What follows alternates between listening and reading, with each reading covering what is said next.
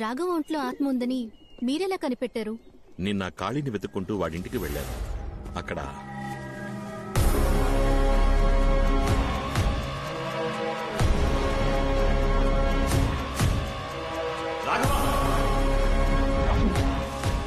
అక్కడికి వెళ్లి చూసేసరికి వాడు కనిపించలేదు. అప్పుడు నేను చూసిన రాఘవ నార్మల్గా లేడు. వాళ్ళలో ఏదో ఒక శక్తి ఉందనిపించింది. దాన్ని కన్ఫర్మ్ చేసుకోవడానికే స్వామీజీని ఇక్కడికి రమ్మన్నాను. సరిగ్గా నేను అనుమానించినట్టే ఇంకో ఆత్మ కూడా ఉంది. కానీ మా అమ్మ ఆత్మ నన్ను చంపడానికి ట్రై చేసిందన్నారే, దాన్నే నేను నమ్మలేకపోతున్నాను. నువ్వు మీ అమ్మగారి పాట వినే ఆ రూముకు వెళ్లావు. నిన్నక్కడికి రప్పించి షాండ్లియర్ ద్వారా చంపడమే ఆవిడ ప్లాన్. బట్ నన్ను కాపాడింది మా అమ్మ ఫోటోనే కదా. అందుకే నాకు అనుమానం ఎక్కువైంది. ఎందుకంటే మీ అమ్మగారి ఫోటోకున్నది చాలా పాత ఇనపతీగ. అది తెగిపడ్డ యాదృశ్చికం అవ్వచ్చుగా. మరి అద్దంలో కనిపించి జ్యోతి వెళ్లిపోని మా అమ్మ నాతో అందే. అది షాలు తరచు అంటూ ఉంటుందే, తన ఫ్రెండ్ జ్యోతి ఆ ఆత్మ అయిండొచ్చుగా. షాలు వెనకాల ఆ జ్యోతి ఆత్మ నుంచి ఉంటుంది. మీ అమ్మగారు తనని వాన్ చేసి ఉండొచ్చుగా. మీరు చెప్పేది నాకు కన్ఫ్యూజింగ్ గా ఉంది. కానీ నాకో విషయం క్లారిఫై అయింది. నువ్వు చెప్పినట్టుగా ఇంతకు ముందు ఆత్మ ప్రభావం పెద్దదిగా ఉండేది కాదు. కానీ ఇప్పుడు డ్రైవర్ సూరి, కాళీ ఇద్దరూ చనిపోయారు. ఇవన్నీ జరిగింది ఆ గర్భగుడిలో ఉన్న రహస్య రూమ్ ని తెరిచిన తర్వాతే. మరైతే ఆ రూమ్ లో అసలేముందని? అదే నాకు అర్థం కావట్లేదు. ఈ ప్రశ్నకి సమాధానం ముగ్గురికే తెలుసు. మీ అమ్మకి, మీ నాన్నకి, పెద్ద పూజారికి. చనిపోయిన మీ అమ్మ సమాధానం చెప్పలేదు. పెద్ద పూజారి మీ నాన్న సమాధానం చెప్తారా అని తెలియదు.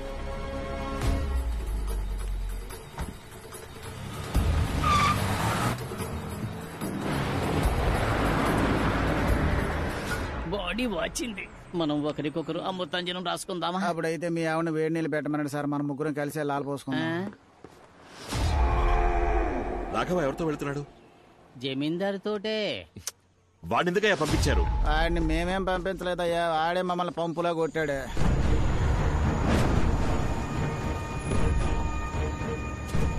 నువ్వు ఇక్కడే వెయిట్ చేయి.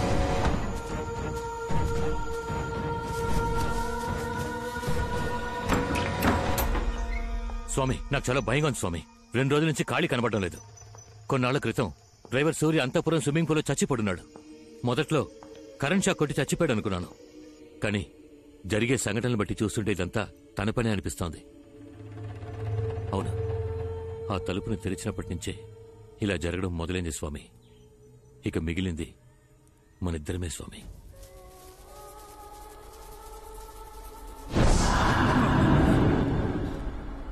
అదొచ్చేసింది. ఎలా? నువ్వు ఒంటరిగానే వచ్చావు? సూర్య లేనందువల్ల కార్ డ్రైవ్ చేయడానికి నాతో ఎలక్ట్రీషియన్ ని తీసుకొచ్చాను. తప్పు చేశావు. దానికి చోటు చూపించేశావు. అది మిమ్మల్ని ఏం చేయగలదు స్వామి? మూర్ఖుడా! 22 ఏళ్లు నేను అడవిలో తపస్సు చేశాననుకున్నావా? తలదాచుకు బతుకుతున్నాను రా.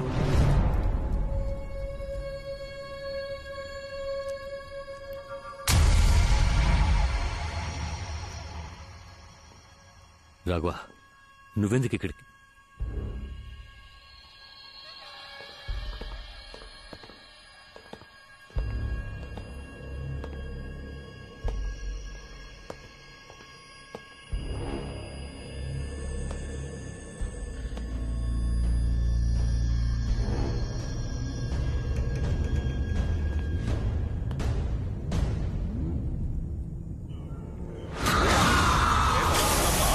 దుష్టకం భయంకరం, ప్రేతబంధనం మనోనాశనం.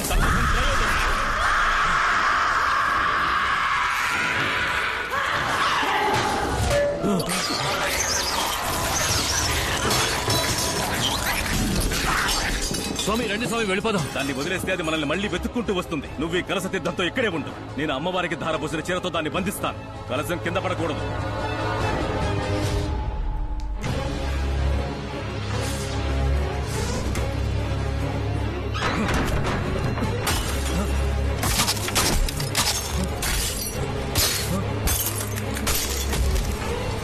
స్వామి, ఏంటా శబ్దం స్వామి?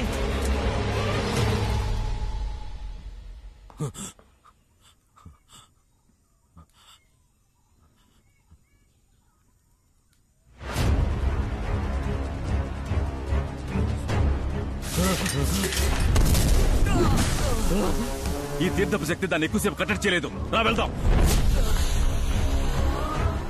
మనం ప్రాణాలతో ఉండాలంటే గుళ్ళోకి వెళ్లాల్సిందే.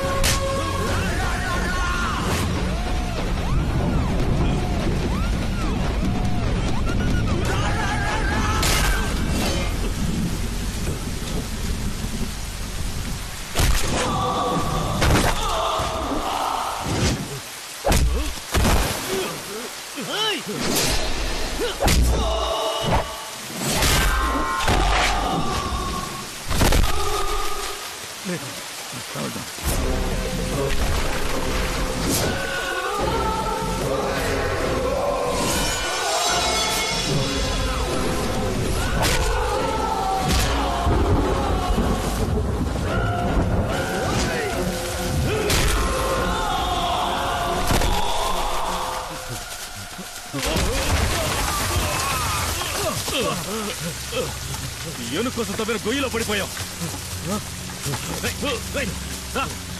ఎక్కువ ఎక్కి పైకి వెళ్ళు. స్వామి మీరేమంటారు స్వామి? పైకి వెళ్ళి నాకు చెయ్యి నుంచో. ఎక్కువ ఎక్కువ చెయ్యిరా, చెయ్యిపో ఇవ్వు.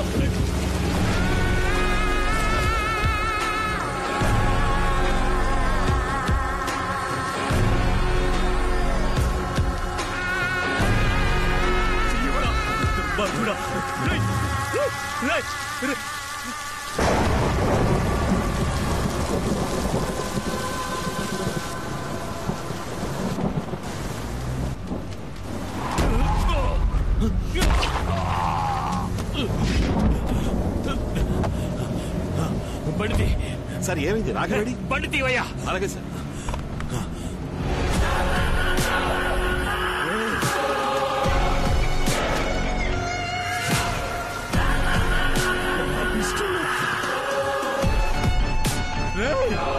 నీకోసమే కదా ఇదంతా చేశాను. నన్ను వదిలేసి వెళ్ళిపోతున్నావేట్రా?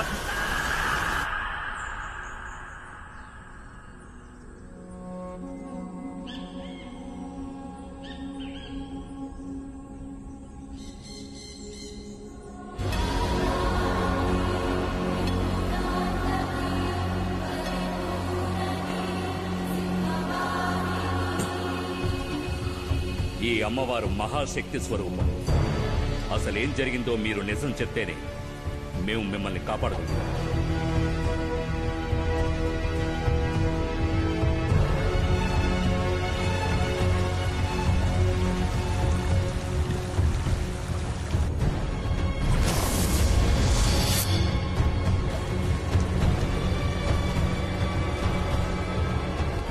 భయపడకండి.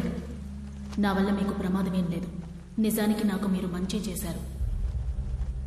నేను మీ అబ్బాయి ఇష్టపడుతున్నానని తెలిసి కాదనకుండా మా పెళ్లి ఒప్పుకున్నారు.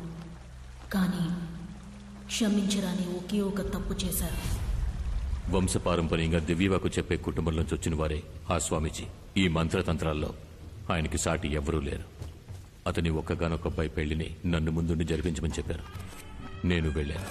అయ్యా, ఈ మాంగళ్యం మీ చేత్తో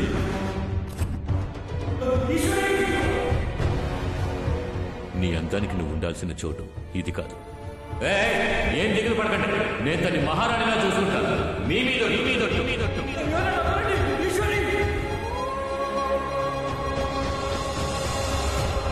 తాళి కట్టాడన్న ఒకే ఒక కారణానికి నేను ఆయనతో ఎలా కాపురం చేయగలను? నీ అబ్బాయి నేను లేచిపోదామని నిర్ణయించుకున్నాం. ఆయన కూడా అందుకు ఒప్పుకొని వచ్చారు. నువ్వు ఇక్కడేం చేస్తున్నావురా? చెయ్యొద్దురా. ఏమండి, ఇంట్లో మీరు లేని సమయం చూసి నన్ను ఎత్తుకుపోవడానికి వచ్చాడు. కొట్టండి.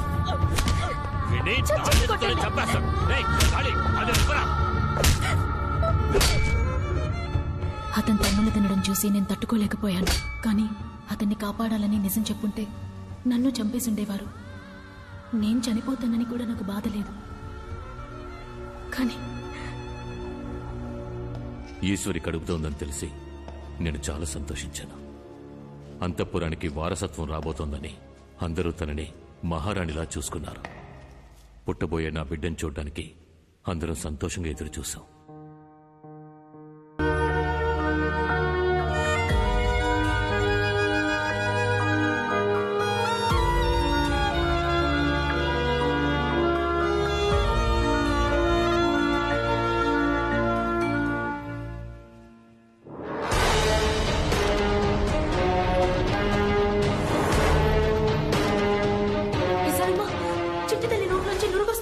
విషం పట్టిస్తే నురగ తప్పకుండా వస్తుంది.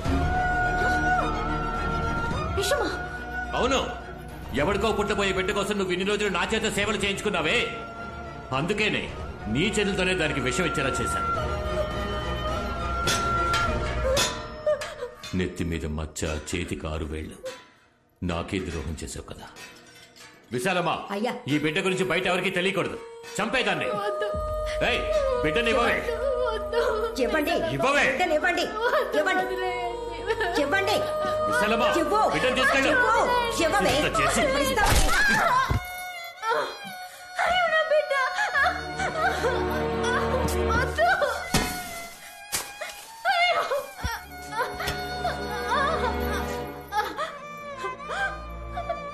నన్ను కావాలంటే ఏమైనా చేయండి. నా చిట్టు తల్లి నేను చేయకండి. ఏమే, అడ్డమైన వాడికి పుట్టిన బిడ్డ అంతఃపురానికి వారసుడు అవుతుందా? బిడ్డ పుట్టిన తర్వాత జరిగిందంతా మీతో చెప్పి నేను నా బిడ్డ ఎక్కడికైనా వెళ్ళిపోదాం అనుకున్నాం. దయచేసి నా కూతురిని నాకు ఇచ్చేయండి. ఏంటి ఇది ఇంకా చావలేదు. ఇంకాస్త విషయాన్ని ఇచ్చి చంపే. చంపేదండి.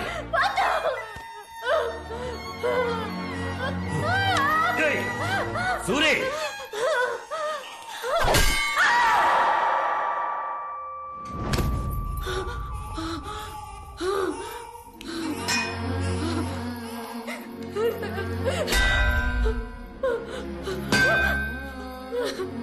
వద్దు విశాలమ్మ, నీది ఆడ మనసేగా. నా కష్టం నీకు అర్థం కావట్లేదా? దయచేసి విషయం తాగించుకో. అన్నయ్య, నిన్నేగా మీ భార్య ప్రసవించింది. ఓ బిడ్డ వీళ్ళు ఏంటో మీకు తెలుసు. దయచేసి నా కూతురిని కాపాడండి. బిచ్చగత్తిలా ఉన్న నీకు తాళి కట్టింది నీ అందానికి, చివరి వరకు నా కాళ్ల మీద పడుంటావనే.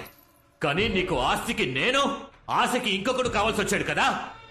నువ్వు చేసిన తప్పుకి నువ్వు ఇక్కడే చావాలే. నేనేం తప్పు చేశానండి? నేను ఇష్టపడ్డవాడితో నాకు పెళ్లి కుదిరిందన్నా, చదువుతో మేము దగ్గరయ్యాం. నేను పెళ్లికి ముందే గర్భవతినయ్యా.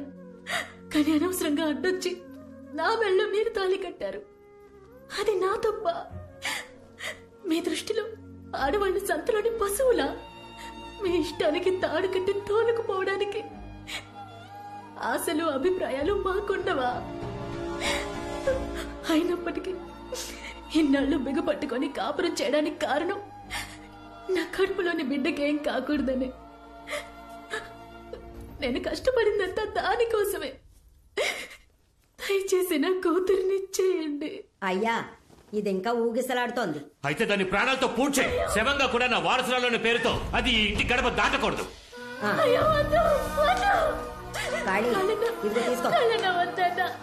నీ విశ్వాసం చూపించడం కోసం పసిబిడ్డని చంపొద్దన్నా.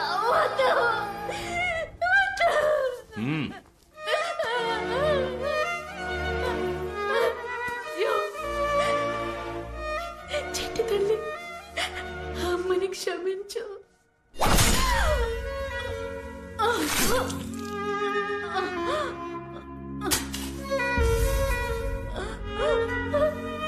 చెట్టు తల్లి,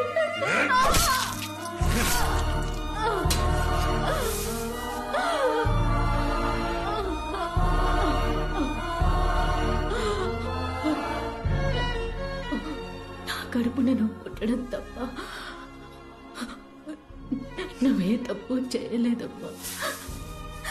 మరెందుకు నీకే పరిస్థితి? నేను కాపాడలేకపోయాను తల్లి.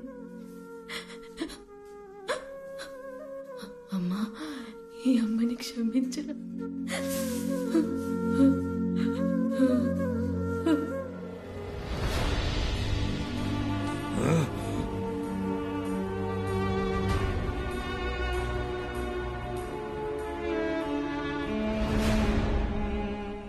నా కూతురు నీ కుటుంబ వారసురాలిగా పెరగాలి, కానీ ఓ పనివాడి కూతురుని ఆ స్థానానికి తీసుకొచ్చారు. సూరి కూతురు అంతఃపురం వారసురాలని చెప్పండి. ఈశ్వరి ప్రసవంలో చచ్చిపోయిందని ఊళ్ళో వాళ్ళతో చెప్పి నమ్మించండి.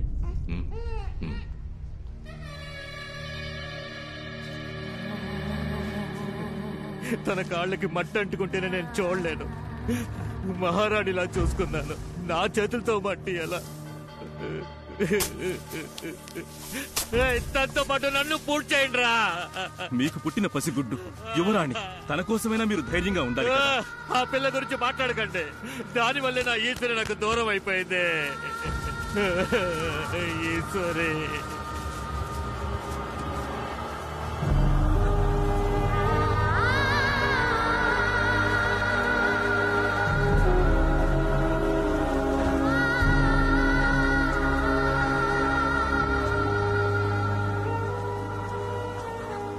తన మీద ప్రాణం పెట్టుకున్నవాడు తన చావును తట్టుకోలేకపోయాడు. తనతో బతకాలన్న వాడి ఆశ అప్పుడు కసిగా మారింది. దాని శవాన్ని పూడ్చేసొచ్చిన రాత్రి ప్రాణప్రేద సూత్రాన్ని చేయడం మొదలుపెట్టాడు. అంటే ఏంటి? అదో మహత్తర పూజ. చనిపోయాక దేహానికి మళ్లీ ప్రాణప్రతిష్ఠ చేసే మహావిద్య. కానీ కొన్ని వందల సంవత్సరాల మునిపే అది ప్రయోగంలో లేదు. అలాంటి విద్య ఈ కాలం మనుషులకెలా తెలుసు? సాధారణ విద్య అది. తొందరపడి సరిగ్గా నేర్చుకోకుండా సగం సగం చేశాడు. ఇప్పుడు సమస్య అదే.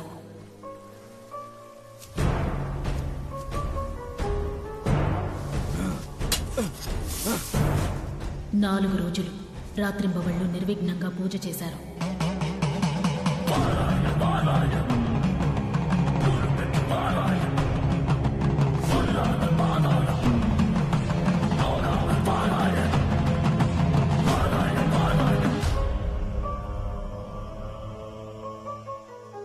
ఐదో రోజు ఆయనొచ్చి చూసేసరికి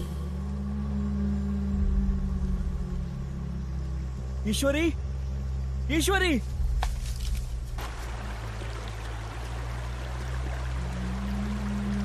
ఈశ్వరి,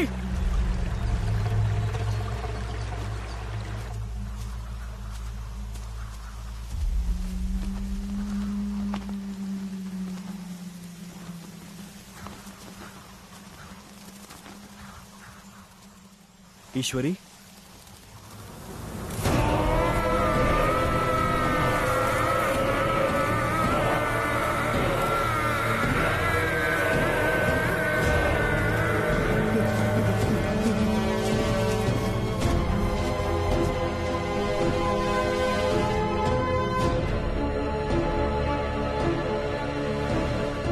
ఆ తర్వాత దాన్ని పూడ్చిపెట్టిన అడవిలోనే ఆత్మగా తిరుగుతోందని ఊళ్ళో కొంతమంది గుసగుసలాడుకున్నారు. ఒకరోజు